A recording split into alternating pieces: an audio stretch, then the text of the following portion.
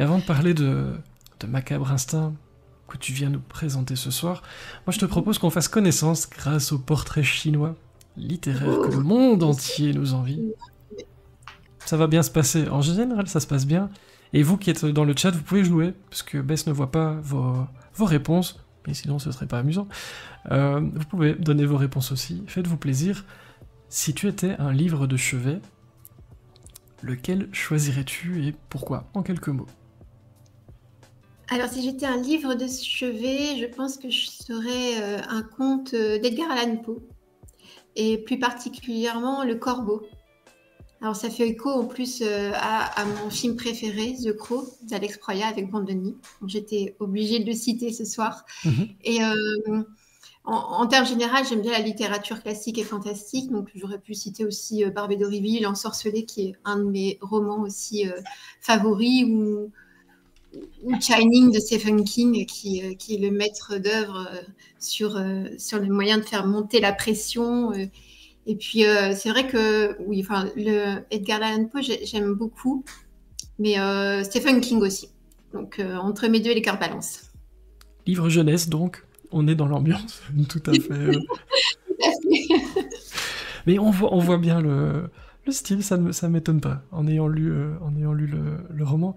Si tu étais un format, parmi tous ceux qui existent, le poche, grand format, e-book audio, bande dessinée, manga dont on parlait, ou toute autre chose, lequel serais-tu? Alors, n'en déplaise aux puristes, je serais certainement format numérique. Je suis une convertie à la liseuse et au e-book. Je trouve que la praticité de l'outil est vraiment géniale. Ça permet de découvrir plein d'auteurs, d'avoir des centaines de livres à disposition, et c'est vraiment très pratique. Alors, j'aime beaucoup l'objet livre. Je continue d'acheter des livres papier et de soutenir les auteurs que j'aime en achetant les livres. Mais c'est vrai que le livre numérique et la liseuse a une praticité qui m'a convaincue, sincèrement. Et au passage, bonsoir, Christophe Tabar, bienvenue. Est-ce que j'ai perdu mon bronzage islandais? Il n'y a pas là-bas, ça n'existe pas. Enfin, quoique si peut-être, en été, mais là, quand j'étais, non. Et salut Thibaut, bienvenue, ça fait plaisir de voir les habitués parmi nous, vous êtes très nombreux, bienvenue à tout le monde. Si tu étais une maison d'édition, laquelle choisirais-tu? Ça, c'est une question piège. Et si tu n'as pas envie d'en citer, ce qui est tout à fait ton droit, quelle serait la caractéristique d'une maison d'édition qui te correspond particulièrement? Une chose à laquelle tu ferais particulièrement attention quand tu décides de signer un contrat, par exemple? Je pense pas que je vais en citer une en particulier. Ce serait une maison d'édition qui laisse vraiment la place à l'auteur, qui ne soit pas dans une stratégie marketing, parce que quoi qu'il en soit, soyons honnêtes, beaucoup des maisons d'édition sont sur ce champ-là, qui soit encore dans une politique de faire découvrir la lecture, l'écriture, et de mettre en avant l'auteur, de prendre des risques, et donner toutes les chances aussi à un auteur de pouvoir faire découvrir son écriture.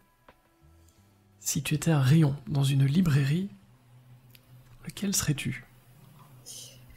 Le thriller, forcément.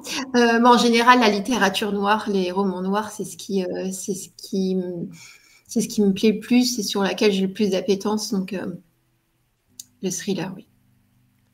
Si tu étais un marque-page original, avec quoi marquerais-tu la page?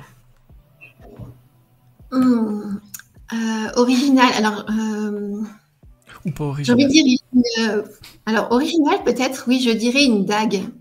Ou alors une lame longue et effilée, ou un marque-page en forme de coupe papier très, très effilé, très fin, très stylisé. Une dague, ça peut être assez sympa. Une plume de corbeau, puisque tu parlais de... Ah oui, crow. Pourquoi pas? Ça pourrait être sympa, ça. Oui, tout à fait. Et juste parce qu'on était dans les souvenirs, on te demande si toi aussi tu te souviens de Capitaine Flamme, les Cités d'Or, etc. Mais moi, quand tu as parlé d'Edgar Allan Poe, ça m'a fait rire parce que je connais très très bien les Simpsons, on a chacun nos problèmes, et il y a une parodie à un moment de, de ça avec Homer, etc. Je sais pas si vous avez déjà vu, si vous êtes fan des Simpsons. Mais oui, je me souviens de cet épisode. Alors, ça remonte, mais je me souviens de cet épisode-là. Oui, oui, très bien. Et toi, Mais moi tu aussi, je suis regardais des dessins génération animés, tout Dorothée. ça, ça nous intéresse maintenant. Oui, je suis génération années 80, donc Club Dorothée, c'est tout à fait ma génération, hein. Si tu étais un personnage qui existe ou qui n'existe pas, tout est possible. Alors, je serais Morticia Adams. Alors, je vais m'expliquer. Je vais expliquer. Pourquoi? Parce que d'abord, j'aime beaucoup sa féminité qui est assumée. Et puis aussi son humour cynique et sa singularité, en fait, en termes général. Je trouve que c'est une femme forte et qui assume sa bizarrerie, qui assume son charme. Et au-delà de ça, pour la petite anecdote, quand j'étais plus jeune, mon frère et mes sœurs et moi-même, on était souvent comparés à la famille Adams. Voilà, le fait de s'habiller en noir, d'aimer la musique métal, les correspondances étaient vite faites. Tu parles de musique, si tu étais justement, par exemple, la bande-son de Macabre Instinct, tu choisirais quoi? Ça peut être un groupe, ça peut être un morceau spécifique, un instrument, quelque chose de musical, on va dire. Tu choisirais quoi pour ce livre? Alors, je choisirais Train 13 Nord. Je suis absolument fan de Nine Inch Nails depuis des années et j'adore sa musique. Et depuis quelques années, il compose avec Atticus Ross des VO de films. Et notamment quand j'ai écrit Macabre Instinct, j'ai écouté la BO de The Watchmen, donc de Trent Reznor et Atticus Ross, en boucle. Et je conseille aux lecteurs et à ceux qui veulent découvrir l'atmosphère et se plonger vraiment dans l'ambiance de Macabre Instinct, d'écouter cette BO parce que c'est tout à fait un copier-coller des émotions que je voulais faire ressentir. Donc si Trent Reznor m'écoute, je signe tout de suite. Pour l'adaptation au cinéma, on prend note. Aussi. On sait jamais si on nous entend. Si tu étais un temps de conjugaison, ce serait lequel? Le présent. Le présent. Une raison en particulier? Même quand tu écris, c'est au présent? Alors, j'ai écrit mes premiers romans, ils ont été écrits au présent à la première personne. Et puis ensuite, c'est vrai que je me suis retournée vers le passé. Alors, il n'y a pas de raison particulière. C'est vrai que c'était un choix. Alors, au départ, c'était parce que mes romans, j'avais vraiment voulu instiller de ressentir les pensées, d'être vraiment en interaction avec les personnages et puis de se fondre dans leurs pensées. Donc, avec la première personne, ça se prêtait assez bien. Et le présent, c'est un temps de conjugaison, le présent pour un roman qui est plutôt compliqué pour démêler les intrigues. Et je n'ai pas d'explication pour le dire pour laquelle maintenant j'écris au passé, mais c'est vrai que le présent me sied bien aussi. Si tu étais un signe de ponctuation, et pendant ce temps-là, on a Sandralix qui nous dit Super Best Draven, j'adore vos livres avec des petits cœurs. Mais parce que c'est bien les petits cœurs, mais ça fait toujours plaisir, j'imagine. C'est vrai que tu es très suivi, très apprécié, les livres sont très bons, il y a eu plein de bonnes nouvelles même pour les précédents. Ça fait plaisir d'avoir des gens comme ça qui te suivent partout, à travers les lives, même sur Twitch, et qui viennent comme ça te faire des petits commentaires sympas. Merci beaucoup. Ça me touche beaucoup. Merci à vous. Salut Nelly. Bienvenue. Et donc tu me disais un temps de ponctuation. Un signe de ponctuation. Les points de suspension. Je l'utilise beaucoup dans mes romans, j'aime bien. Et puis, justement, ça crée de l'attente, ça crée du suspense et en même temps, ça laisse suggérer au lecteur ce qu'il a envie. Donc, les points de ponctuation, j'aime bien. Si tu étais, pour terminer ce petit questionnaire tout à fait sympathique, un verbe, il y en a beaucoup, lequel choisirais-tu? C'est pas facile ça, le verbe. Je suis désolée. Je mange, je suis pas du tout désolée. Tu assumes complètement. Complètement. Ah, ma bizarrerie, comme tu disais, hein, quand on est bizarre, faut assumer. Et donc, Oui, oui, oui, oui, je bien fais des sûr. questions comme ça, mais tu vois, je te donne un peu de temps de réflexion en meublant, et ça, c'est sympa. Mais C'est c'est très pas gentil à évident. toi. Je dirais, alors c'est un verbe qui est plus trop utilisé, bruisser. J'aime bien ce verbe. Alors c'est pas un barbarisme, c'est vraiment un verbe qui existe. Et, euh, et je l'utilise de temps à autre dans mes romans. J'aime bien ce verbe parce que ça a une jolie sonorité, ça a une musicalité en fait. Et puis ça fait penser au murmure, au son sourd. Bruisser, c'est assez joli. En parlant de ce qui est joli, cette couverture que vous voyez et ce livre Macabre Instinct. Alors, joli, je sais pas, on va te demander tout de suite ce que t'en penses, mais le ton est donné assez rapidement, vous allez comprendre. C'est une première question qui va te renverser par son incroyable originalité, c'est toujours la même. Hein. Peux-tu nous dire de quoi parle ce roman Macabre Instinct? Quel pitch en ferais-tu? Si je te laissais carte blanche, et ce sera le cas évidemment. Alors le pitch de Macabre Instinct. Donc tout commence avec Camille Klein, qui est journaliste, qui est une jeune journaliste qui est remplie d'ambition, mais qui est aussi traumatisée par une récente fausse couche qui a été particulièrement traumatisante, qui décide de couvrir un cas d'infanticide qui a eu dans un village des Vosges. Donc malgré les réticences de son entourage et notamment de son petit ami, elle décide de partir. Et une semaine plus tard, son petit ami, donc Alexis Dumas, reçoit un coup de fil de sa part qui est très inquiétant, au point qu'il va tout laisser derrière lui pour partir la rejoindre dans ce petit village qui s'appelle l'Entre-deux-Eaux. Et donc, lorsqu'il va arriver dans ce village montagnard qui est isolé, qui est perché dans les montagnes et enseveli par la neige, il va se rendre compte en fait que personne ne sait où est passée sa petite amie. Les gendarmes ne sont pas très réceptifs à ses inquiétudes et il va se lancer dans sa propre enquête pour retrouver sa petite amie. Et là, il va ouvrir la boîte de Pandore et puis il va connaître l'horreur personnifiée, j'ai envie de dire. Et donc, c'est une ambiance de huis clos dans un village reculé avec des habitants qui sont dans la méfiance et avec une atmosphère très lourde. Un thriller glaçant, j'ai envie de dire. À l'image de la couverture, pourquoi avoir choisi, tu disais, ce village, pourquoi avoir choisi les Vosges comme lieu pour ton roman? Comment ça s'est fait ça? Alors, c'est pas du tout pour stigmatiser les Vosges, que c'est une région que j'aime beaucoup, que les Vosgiens ne soient pas du tout contrariés là-dessus. L'entre-deux-eaux est un mot qui existe réellement.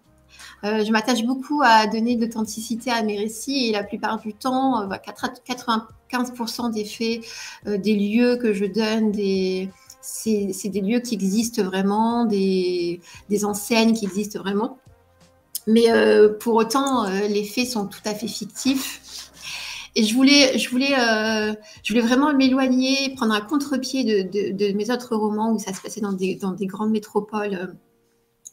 Des grandes villes, je voulais quelque chose de très très isolé, très enclavé et pas forcément quelque chose de connu. Donc je me suis dit que les Vosges, ça pourrait prêter tout à fait le décor idéal pour ce roman. Et voilà, ça s'est fait assez naturellement en fin de compte. C'est un lieu que tu as visité ou pas du tout? Et les Vosges, c'est aussi une terre aussi assez mystérieuse. En faisant des recherches pour le roman, j'ai découvert qu'il y avait beaucoup de légendes qui tournaient autour. Alors, je ne me suis pas forcément inspirée de ces légendes-là, mais c'est aussi une terre d'histoire avec des légendes assez ésotériques, assez mystérieuses. Donc, ça me plaisait bien de placer le décor dans les Vosges. Et je suis allée pour la première fois dans les Vosges l'année dernière. Donc, un an après avoir écrit, puisque j'ai écrit Macabre Instinct en 2022, et je suis allée dans les Vosges donc l'année dernière en 2023, février 2023. Donc, j'ai découvert vraiment les décors grandeur nature, je dirais, après l'écriture. Mais je ne suis pas allée à l'Entre-deux-Eaux. J'ai pas eu cette chance, mais je pense que j'irai voir. Tu iras voir à J'espère que... l'occasion. Et en allant dans la région, est-ce que tu t'es dit, puisque tu as été après l'écriture, tu t'es dit, oh, j'aurais dû mettre ça, est-ce que tu as eu des regrets, ou alors est-ce que plutôt contente en disant, ah bah oui, en fait, mes recherches ont bien cadré avec tout ça. Ça fait quoi d'aller sur les lieux plus tard? C'est assez intéressant en fait d'avoir du recul et puis de l'avoir fait après coup, je dirais. En ce qui concerne les voix, j'ai eu l'impression d'avoir plutôt bien capté l'atmosphère et puis le décor, les petits villages qui sont un peu isolés comme ça, un petit peu de tout. Je pense que j'ai eu quelques retours aussi de lecteurs vosgiens qui m'ont dit mais oui, moi je vis dans un petit village et je me retrouve complètement. Donc ça fait plaisir et je trouvais que j'ai fait des recherches aussi, je me suis inspirée de la presse, de plein de sites aussi pour essayer de m'imprégner de l'atmosphère de la région. Et je ne me targue pas de dire que c'est à 100% authentique, mais j'ai essayé de retranscrire en tout cas le plus fidèlement possible. Quoi qu'il en soit, bien sûr que l'histoire qui tourne autour du roman est tout à fait fictive, mais les décors, l'ambiance, le fait de pouvoir d'être pris au piège dans un petit village du jour au lendemain, il suffit qu'une tempête de neige s'abatte sur la ville en quelques heures et puis on se retrouve isolé du reste du monde. Ça, c'est des choses qui arrivent et qui arrivent dans le roman aussi. Un huis clos à ciel ouvert, tu le disais, c'est angoissant et c'est dans la nature quand même. C'est un beau cocktail, moi j'aime bien quand ça se passe comme ça. Et alors très franchement, moi je pensais que Entre-deux-Eaux n'existait pas, et j'étais dedans quand j'ai lu, je trouvais ça vraiment, vraiment bien fait. Donc ça, je fais rarement des recherches pendant que je lis pour garder le plaisir, mais maintenant, si tu m'as rendu curieux, je vais aller voir quoi. Ah. Ça m'intéresse. C'est un roman qui débute fort, hein. Tu parlais du contenu de ce livre, alors c'est pas joli, ça débute très fort. Dans les 2 premières pages, je pense qu'on a compris dans quel style on allait évoluer. Et ça ne vous gâche rien, puisque c'est vraiment les deux premières pages, et que c'est dans la 4e de cours, on est témoin d'un infanticide. Pourquoi voulais-tu commencer ton histoire de manière aussi fulgurante et brutale? Le but, c'était pas de choquer le lecteur ou Alors, effectivement, je pense que c'est quelque chose qui happe directement dès les premières lignes, parce qu'on a envie de savoir les raisons qui poussent une jeune mère à commettre un crime aussi affreux. Mais c'est le point de départ. Vraiment, c'est le point de départ. Et après, sans vouloir rentrer trop dans le dévoilement de l'intrigue, et tout prend sens avec l'infanticide, et ça n'avait pas de sens justement de ne pas commencer par expliquer le meurtre de l'enfant. Et puis on est les 2 pieds dedans, on prend un petit tubercule, parce que parfois quand on commence un livre, je sais pas vous qui nous écoutez, on se dit ok, on s'installe, on fait connaissance avec peut-être une nouvelle plume, et voilà, la connaissance elle est un peu brutale. C'est-à-dire que... Et moi j'adore parce qu'on est tout de suite dedans, donc pour moi c'est une très très grande qualité. Mais je me disais, alors si je dis pas de bêtises, tu es maman, Oui. c'est un sujet sensible, forcément. Est-ce que tu fais abstraction de la vie réelle quand tu écris ce genre d'histoire, ou bien est-ce que tu t'en nourris en déformant les choses? Comment ça se passe? Est-ce qu'on fait la distinction dans ces moments-là entre sa vie, quand on est auteur, et ce qu'on est en train d'écrire? Ou est-ce que tout se mélange? Comment on gère tout ça? Je dirais que on met forcément de nous-mêmes dans nos personnages et dans ce qu'on essaye d'instiller comme émotion. Et forcément, en tant que maman, on se met à la place de quand on donne la vie, qu'est-ce qu'on ressent, quelles sont les émotions qui nous traversent quand on est d'un seul coup responsable d'un autre être que soi. je peux pas dire que je mets de la distance entre ce que moi je ressens dans ma vie intime et ce que je mets dans mes personnages. Justement, je m'en sers comme moteur pour pouvoir nourrir mes personnages, pour pouvoir les étoffer, leur donner de la densité. Et je pense que c'est plutôt un atout de pouvoir se servir de ses propres expériences pour pouvoir nourrir ses personnages. Et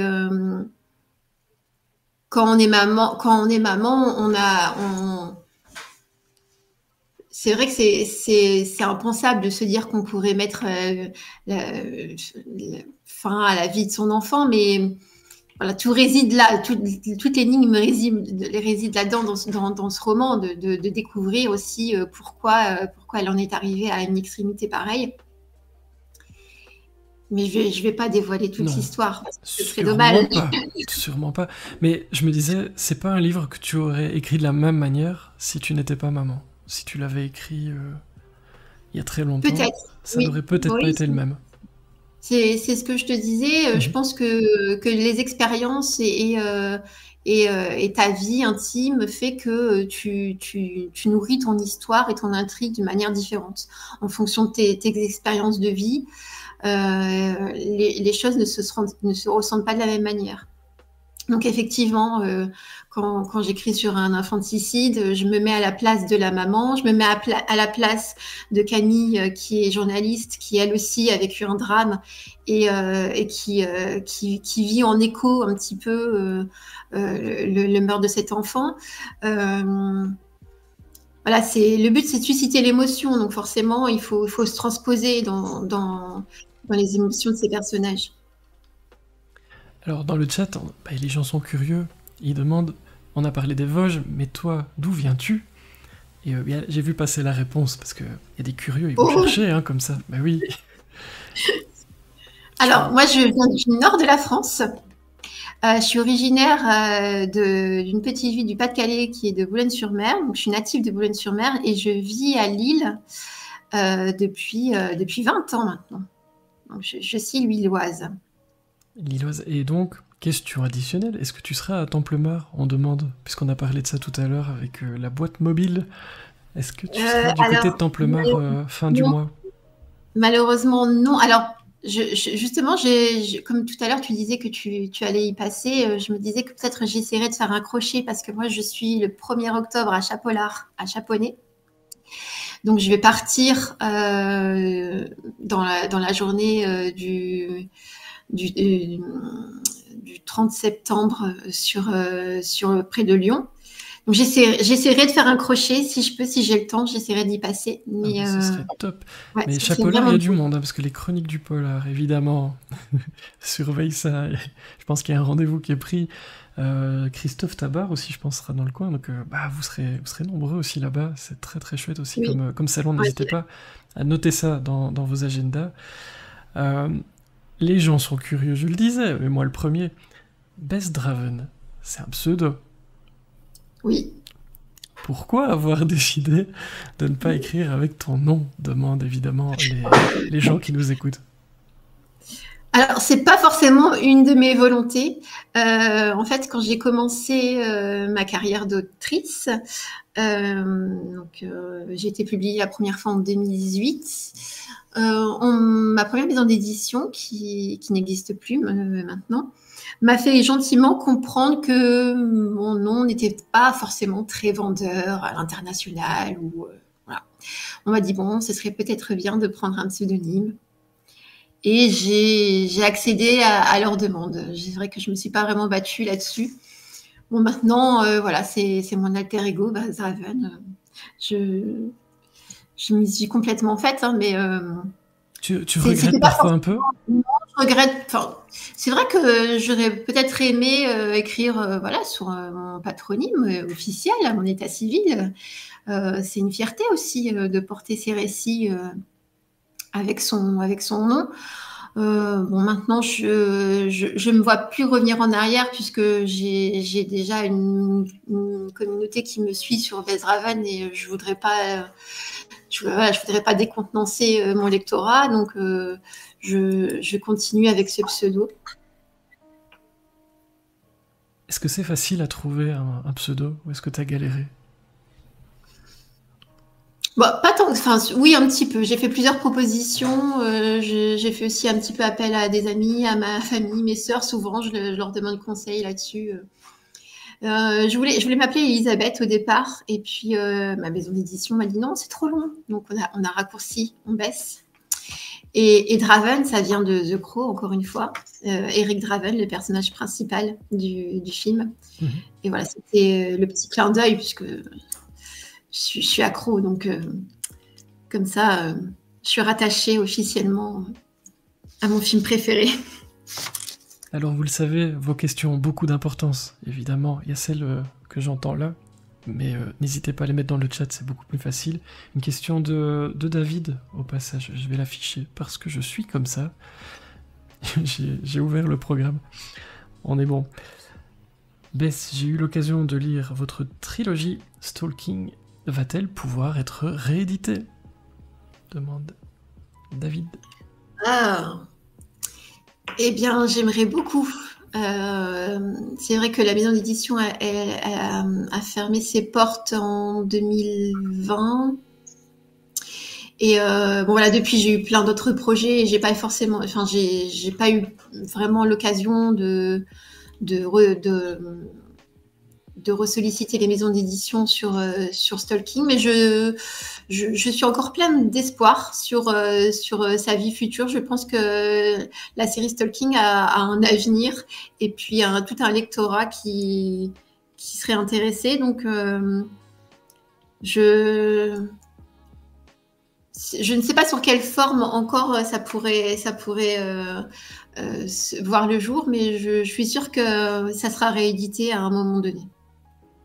Au passage, bonsoir Anna Paloma, bienvenue, ça fait plaisir d'accueillir de nouvelles personnes et merci beaucoup RBRND pour l'abonnement, ça nous soutient évidemment énormément dans cette boîte qui accueille tant de gens le jeudi soir, merci beaucoup. Dans ce livre, Macabre Instinct, tu arrives à maintenir un suspense incessant tout le long du roman. Comment est-ce qu'on fait pour maintenir la tension sans... En tout cas, en essayant de ne jamais avoir de relâchement. Et on peut dire que quand tu tiens le lecteur, tu le lâches pas. J'ai l'impression. Comment est-ce que tu fais pour maintenir cette tension? Est-ce que c'est une volonté ou est-ce que c'est naturel? On utilise quoi comme outil dans ces cas-là? Bah, pour être tout à fait franche avec toi, j'ai pas l'impression d'utiliser des mécanismes, disons. Par exemple, j'écris sans plan. Je sais qu'il y a des teams plans, des teams sans plan. Moi, j'écris sans plan. Donc, j'écris un peu chapitre après chapitre. Bon, j'ai une ligne directrice, forcément, j'ai le squelette de mon histoire en tête. Je me laisse aussi beaucoup guider par mes personnages.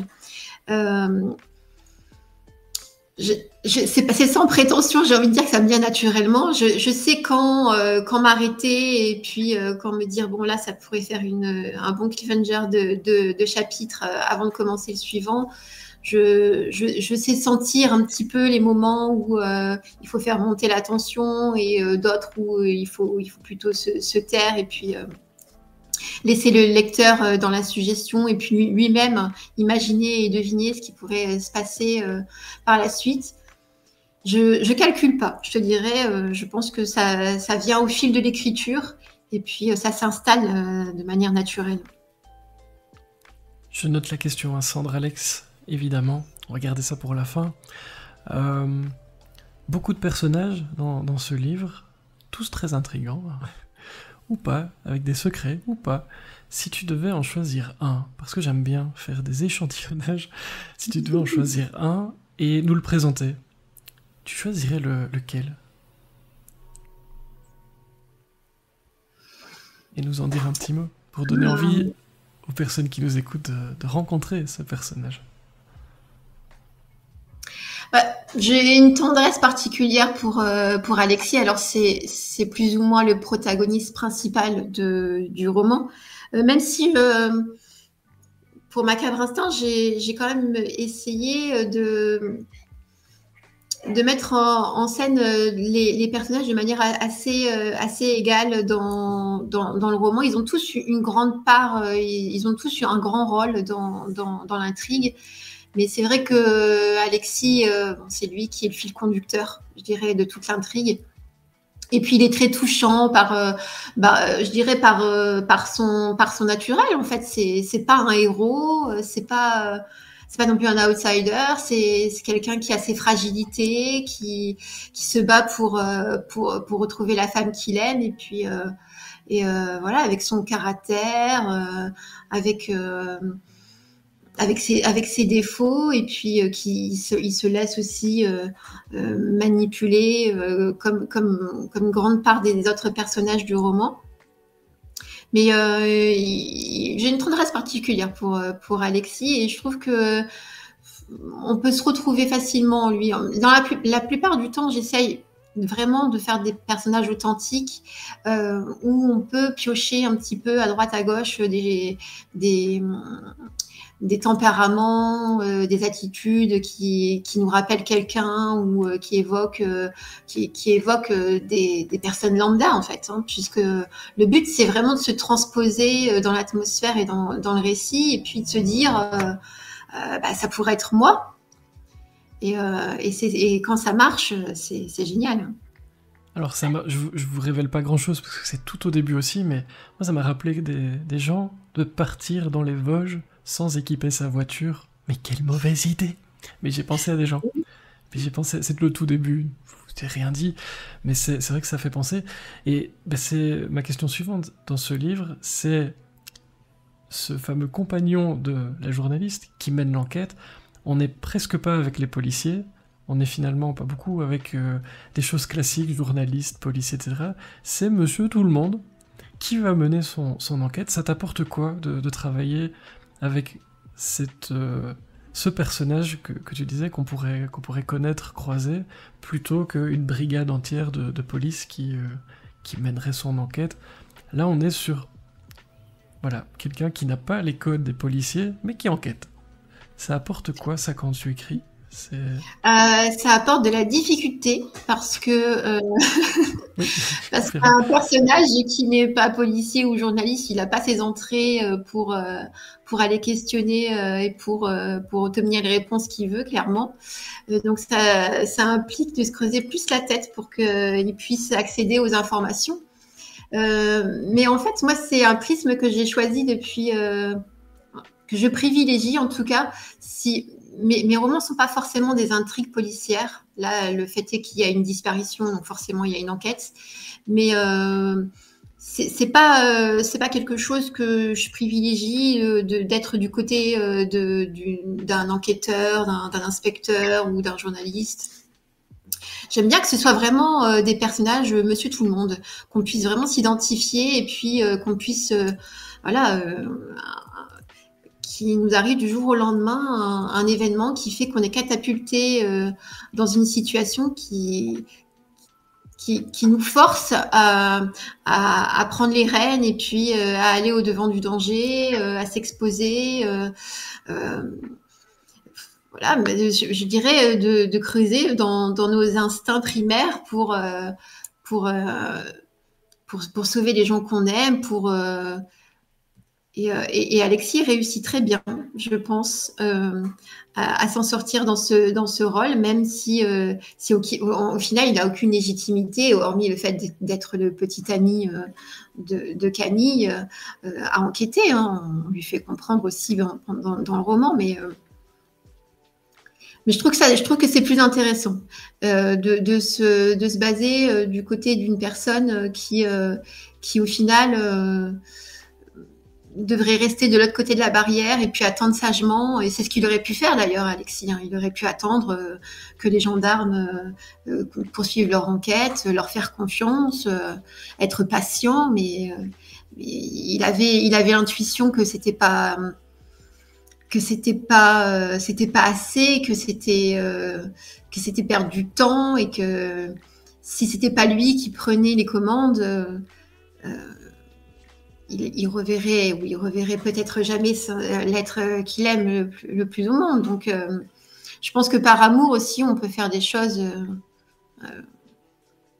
extraordinaires. C'est une belle histoire d'amour, ce livre.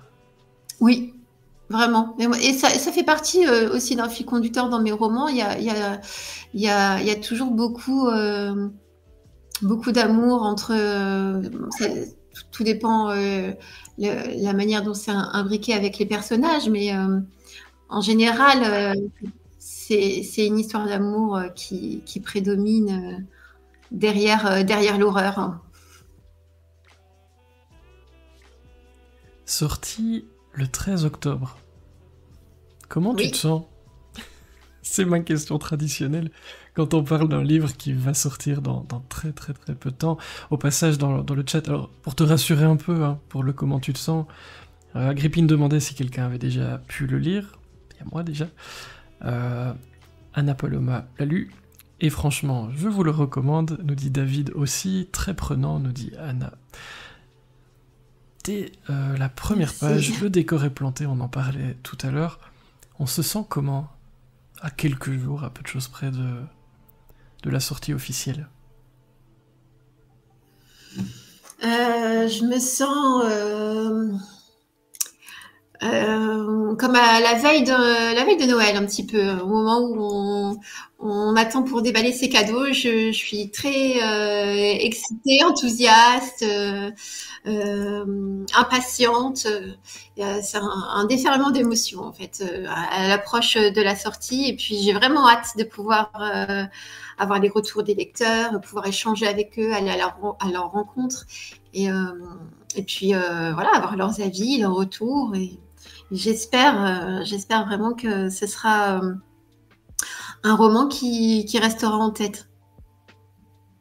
Oui, il reste en tête, je confirme. Et j'espère en tête des ventes aussi pour toi, mais en tout cas, il reste bien en tête. Et je vois que les personnes qui sont avec nous dans le chat l'ont bien gardé en tête aussi. Sandra Alex aussi, apparemment, a déjà pu le lire. Eh ben, ça nous promet beaucoup de choses. On va évidemment suivre ça avec beaucoup d'intérêt. Au passage, n'hésitez pas, si c'est pas encore fait, vous pouvez suivre la chaîne. C'est le petit bouton suivre là qui est juste en dessous. Ben, ça fait plaisir de vous accueillir et de passer du temps avec vous le jeudi. Il n'est pas encore sorti, beaucoup d'avis positifs. Oui, c'est souvent. Alors je sais pas si tu as des bêta lecteurs. Il y a évidemment les premiers exemplaires presse qui partent un peu avant la sortie pour que les blogueurs, journalistes et autres puissent déjà le lire, pour qu'au moment de la sortie, il y ait déjà quelques retours. Ça donne évidemment un petit tremplin. Tu as travaillé avec des bêta-lecteurs, donc les personnes voilà, qui relisent avant la sortie pour donner les remarques, etc. Est-ce que tu as une équipe autour de toi? Oui, alors j'ai une équipe qui me suit depuis mes premiers romans et je ne sais pas s'ils sont connectés ce soir, mais en tout cas, je les remercie parce que leurs retours sont toujours très constructifs. Et puis, comme ils connaissent le début de mes écrits jusqu'à maintenant, voilà, ils peuvent suivre l'évolution et puis ils ont un avis assez objectif sur ce que je peux écrire et sur celui-ci, par exemple, je sais que certains bêta-lecteurs m'ont dit « Ah ben ça y est, maintenant, on reconnaît ta patte, on reconnaît ton style. » Et voilà, c'est des choses qui font plaisir, qui donnent envie de continuer aussi. Et c'est important d'avoir les premiers retours pour affiner son texte et puis pour prendre en compte les remarques et puis le parfaire, hein, puisqu'il y a forcément toujours des choses à améliorer dans un texte. Donc, je les remercie grandement et j'espère qu'ils vont continuer à m'accompagner sur les prochains romans. J'ai l'impression que oui, de ce que j'ai vu passer sur le chat.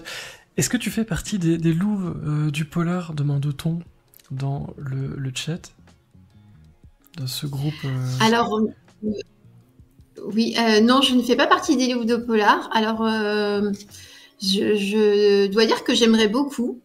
Peut-être que ça se fera par la suite. Pour l'instant, je suis tout à fait ouverte et enthousiaste à l'idée de pouvoir collaborer avec ces autrices toutes talentueuses et voilà, si l'opportunité se fait, ce serait avec grand plaisir en tout cas. Je suis sûr qu'elles nous entendent. Et bien, si elles nous entendent, je suis présente. Non, non, mais je trouve que l'idée est vraiment, bah, fabuleuse. Et puis, la solidarité entre les autrices, cette sororité qui s'est installée pour promouvoir les écrits des femmes, les mettre en avant, donner de la lumière, ça peut être que bénéfique, en tout cas pour les autrices de thrillers et les autrices en général. Donc, je salue le mouvement et la communauté. Et moi, je salue Georges Godard. Merci beaucoup pour le follow, de suivre la chaîne, ça fait plaisir. C'est une question qui revenait alors de Sandra X qui demandait quels sont tes projets. Est-ce que tu as des projets en cours, à part évidemment la promo de Macabre Instinct? Est-ce qu'il y a d'autres projets en cours dans l'ordinateur de Bess Draven? Oui. Alors, j'ai terminé un roman il y a quelques mois déjà, qui est dans les mains de ma maison d'édition, donc Mera Édition. On réfléchit à une parution, je pense, pour fin 2024 ou 2025. Donc, ce sera un thriller, encore une fois. Je pense que la lignée est tracée pour l'instant. Et puis, donc, j'ai plusieurs ouvrages qui sont écrits et qui attendent une publication. Et là, je suis en pleine écriture d'un nouveau roman. Je suis en plein dans le travail de création là, en ce moment. Et ce sera un roman qui se passera dans le nord de la France. Donc voilà, j'abandonne les Vosges et je vais aller titiller un petit peu mes terres natales. Un livre qui tente beaucoup de gens dans le chat, je vois passer vos messages. On a hâte, je vois, ça fait plaisir. Et ça fait quoi d'avoir plein de livres d'avance? C'est combien tu en as? Parce que moi j'en rêve, vraiment, moi je cours après le temps, oui. et donc ça fait rire les gens qui nous suivent ici, parce que c'est private joke entre nous, mais ça fait quoi d'avoir de l'avance? Ça m'intéresse. Eh ben, c'est un peu paradoxal parce qu'à la fois c'est confortable parce qu'on se dit que, comme dirait Stephen King, on a des noisettes à sortir au moment où il faut.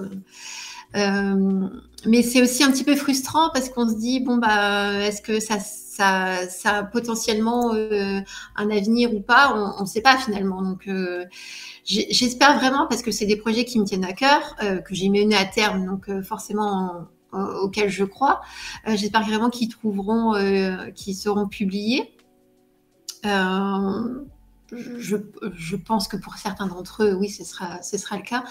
Mais effectivement, j'ai 5 bouquins d'avance, mais dont 2 qui ne sont pas dans la lignée des thrillers. C'est plutôt... j'ai une saga de 2 tomes qui traite de l'histoire d'Elisabeth Báthory. Je ne sais pas si ça parle un petit peu aux viewers. Et du coup, qui est plutôt qui est un roman noir, mais qui est plutôt un roman qui tirerait sur le fantastique. Donc voilà, donc je veux pas non plus perdre mon lectorat en disant que je m'éparpille sur les genres, ce qui en soi n'est pas forcément un défaut. Hein.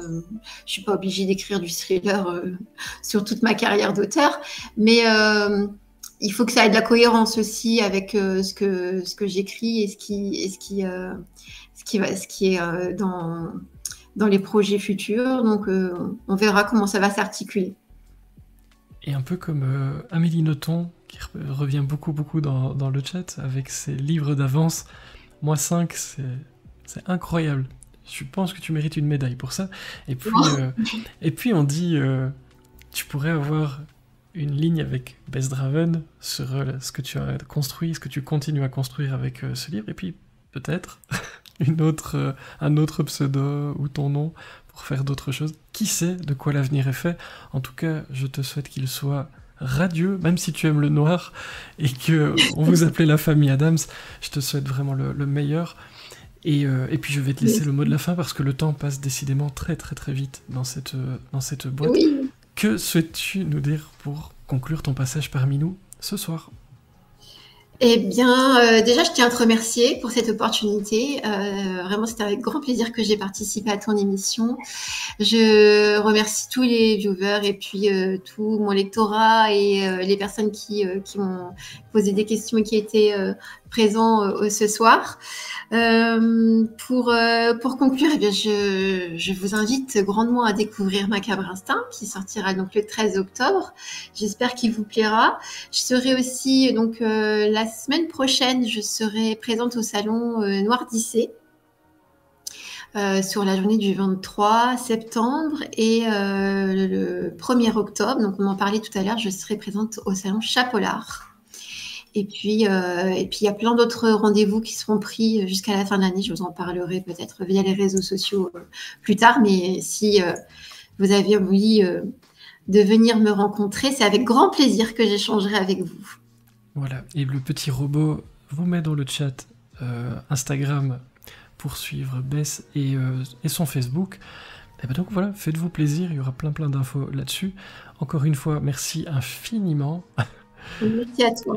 Ah, Jérôme qui dit le 7 octobre aussi. Donc, tu as un agenda fort chargé dans les... Oui, le 7 octobre aussi, à Pont-Sainte-Maxime. Surveille, Jérôme, faire attention. Mon agenda se remplit au fur et à mesure et mais je suis ravie, vraiment, je suis vraiment ravie de pouvoir rencontrer mes lecteurs. Donc, je communiquerai au fur et à mesure sur les réseaux et ne vous inquiétez pas, je mettrai à jour les dates. Mais écoute, c'était un plaisir. On va demander à David Ruiz-Martin, si lui aussi il a un gros agenda à venir, parce qu'il y a plein de choses qui sortent. Encore une fois, merci beaucoup. On se croise peut-être à Templemar et qui sait ailleurs. Oui, pour venir te voir. Ici ou là, en tout cas, ce sera un vrai plaisir et puis on va te suivre. N'hésite pas à repasser nous dire bonjour dans la boîte quand les 5 prochains vont sortir. Moi, je suis fou, voilà. Mais en tout cas, merci beaucoup. C'était vraiment passionnant et merci à vous d'être là si nombreux pour répondre à Anita. Non, il n'y a pas de livre de Frédéric Ernotte dans un coffre à la banque. Non, pas du tout. Je suis à la bourre comme jamais. Mais j'ai ma deadline et je vais m'y tenir. Hein. Je vais m'y tenir. Je sais pas si toi tu as une deadline comme ça, Bess, mais moi je vais essayer. Là, je me lève encore plus tôt que d'habitude. Je fais des journées assez folles, mais donc je me lève encore plus tôt que d'habitude pour écrire avant de partir travailler. Ce qui est tout oui, c'est ça. C'est quand il y a double casquette, c'est compliqué de gérer activité professionnelle et écriture. Mais on adore ce qu'on fait et ça n'a pas de prix.